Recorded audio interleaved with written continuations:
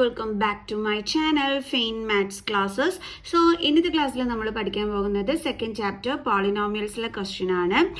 So അപ്പോൾ എൻ്റെ channel കാണുന്നവർ സബ്സ്ക്രൈബ് ചെയ്യാനും ലൈക്ക് ചെയ്യാനും കമൻറ്റ് ചെയ്യാനും മാക്സിമം ഷെയർ ചെയ്ത് സപ്പോർട്ട് ചെയ്യാനും മറന്നു പോകരുത്. ഓക്കെ, അപ്പോൾ നമ്മുടെ ക്വസ്റ്റ്യൻ ഇതാണ്: find the zero of the polynomial in each of the following case. അതായത് നമുക്കിവിടെ കുറച്ച് ക്വസ്റ്റ്യൻസ് തന്നിട്ടുണ്ട്, അതിൻ്റെ സീറോസ് കണ്ടുപിടിക്കാനാണ് നമ്മളെടുത്ത് പറഞ്ഞിരിക്കുന്നത്. Okay, zero of the polynomial. അപ്പോൾ അതെങ്ങനെയാണ് നമ്മൾ കണ്ടുപിടിക്കേണ്ടുള്ളത്? ഒന്നുമില്ല എൻ്റെ മക്കൾ, സേതാ ഈ എക്സിന്റെ വാല്യൂ ഇവിടെ ഇങ്ങ് കണ്ടുപിടിച്ചാൽ മതി. അത് തന്നെയാണ് ഇവിടുത്തെ സീറോ ഓഫ് ദി പോളിനോമിയൽ എന്ന് പറയുന്നത്. ഓക്കെ, അതെങ്ങനെയാണ് നമ്മൾ കണ്ടുപിടിക്കേണ്ടുള്ളത്?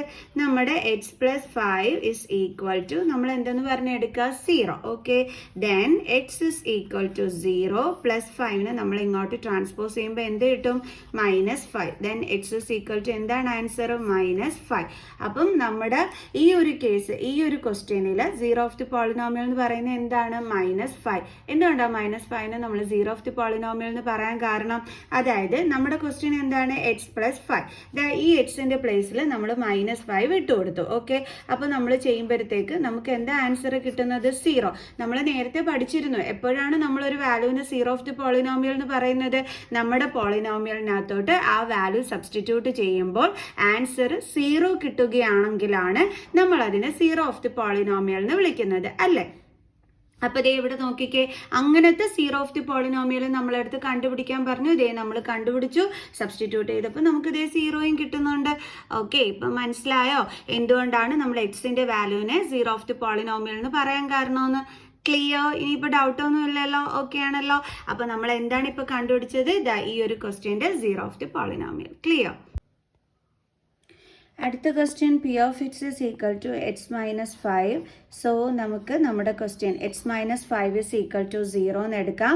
നമുക്ക് എന്നിട്ട് എക്സിൻ്റെ വാല്യൂ കണ്ടുപിടിക്കാം. എക്സ് ഇസ് ഈക്വൽ ടു 0, -5നെ ഇങ്ങോട്ട് ട്രാൻസ്പോസ് ചെയ്യുമ്പോൾ +5. സോ 0 + 5 എന്താണ് ആൻസർ? 5. ഓക്കെ, ഇനി നമ്മുടെ അടുത്ത ക്വസ്റ്റ്യൻ ആണ് P of X is equal to 2x + 5. ഇവിടെ നമ്മൾക്ക് എന്താണ് വേണ്ടുള്ളത്? എക്സിന്റെ വാല്യൂ കണ്ടെത്തുകയാണ് വേണ്ടുള്ളത്. അപ്പോൾ നമ്മുടെ ക്വസ്റ്റ്യൻ ഇസ് ഈക്വൽ ടു 0 എന്ന് എടുത്തു. Then 2x is equal to 0 + 5നെ നമ്മൾ ഇങ്ങോട്ട് ട്രാൻസ്പോസ് ചെയ്യുമ്പോൾ -5. Then 2x is equal to -5. നമുക്ക് എന്തിന്റെ വാല്യൂ വേണ്ടുള്ളത്? എക്സിന്റെ വാല്യൂ. സോ എക്സ് മാത്രം ഇവിടെ എഴുതിയിട്ട് ഇസ് ഈക്വൽ ടു -5. ദെൻ എക്സിന്റെ കൂടെയുള്ള 2നെ ഇങ്ങോട്ട് ട്രാൻസ്പോസ് ചെയ്യുന്നു. സോ 2 × ആണ്, ട്രാൻസ്പോസ് ചെയ്യുമ്പോൾ ഡിവൈഡഡ് ബൈ 2 എന്നാകും. സോ അപ്പോൾ നമുക്ക് എക്സിന്റെ വാല്യൂ എന്താണ് കിട്ടിയത്? -5/2. ക്ലിയർ? ഇനി നമുക്ക് അടുത്ത ക്വസ്റ്റ്യൻ ചെയ്യാം. ഇനി നമ്മുടെ അടുത്ത ക്വസ്റ്റ്യൻ ഇതാണ്: P of X is equal to 3x - 2. അപ്പോൾ നമ്മുടെ ക്വസ്റ്റ്യൻ, അതായത് 3x - 2 ഇസ് ഈക്വൽ ടു 0 എന്ന് എഴുതുക. Then 3x is equal to 0, -2നെ ഇങ്ങോട്ട് ട്രാൻസ്പോസ് ചെയ്യുമ്പോൾ +2. Then 3x is equal to 2. എക്സിൻ്റെ വാല്യൂ ആണ് വേണ്ടുള്ളത്. സോ എക്സിന് മാത്രം ഇവിടെ എഴുതുക. Is equal to 2. 3 × ആണ്, ട്രാൻസ്പോസ് ചെയ്യുമ്പം ഡിവൈഡഡ് ബൈ 3. സോ അപ്പോൾ ആൻസർ എന്താണ്? 2/3. ഇനി അടുത്ത question P of X is equal to 3x. അപ്പോൾ നമ്മൾ 3x ഇസ് ഈക്വൽ ടു 0 എന്ന് എടുക്കുക. എക്സ് മാത്രം ഇവിടെ എഴുതുക. Is equal to 0. 3നെ ഇങ്ങോട്ട് ട്രാൻസ്പോസ് ചെയ്യുക. 3x എന്ന് വെച്ചാൽ എന്താണ്? 3 × x ആണല്ലേ? അപ്പോൾ ട്രാൻസ്പോസ് ചെയ്യുമ്പോൾ divided by 3. So X is equal to 0/3. എന്താണ് ആൻസർ? 0. നമുക്ക് നെക്സ്റ്റ് ക്വസ്റ്റ്യൻ ചെയ്യാം.